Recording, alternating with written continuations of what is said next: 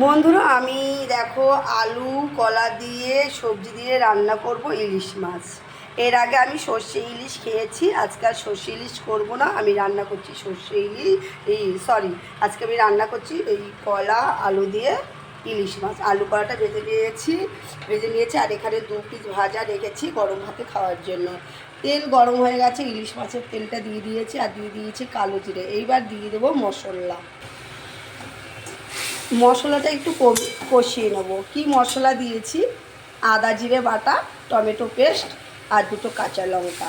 এবার মশলাটা আমি ভালো করে কষিয়ে নেব। আর ফোড়নে আমি কালো জিরে দিয়েছি। মশলাটা আমি ঠিকঠাক কষিয়ে নিয়েছি, দিয়ে দিয়েছি স্বাদ মতো নুন, হলুদের গুঁড়ো। এইবার দিয়ে দেবো ভেজে রাখা আলু আর কলাগুলো। আর একটু আমি মশলার সাথে কষিয়ে নেব। মশলার সাথে ভালো করে কষানো হয়ে গেছে, এবার আমি দিয়ে দেবো গরম জল।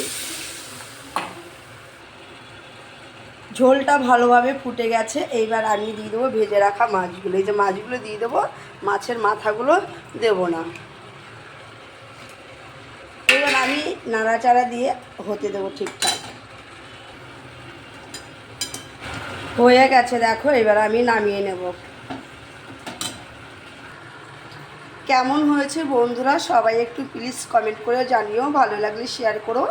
আর কারা কারা খেয়েছো কাঁচকলা আলু দিয়ে এরকম ইলিশ মাছের ঝোল, যা যদি না খেয়ে থাকো করে খেয়ে দেখো, অবশ্যই ভালো লাগবে। এখন আবার রান্না হয়নি, আর একটা রান্না বাকি আছে।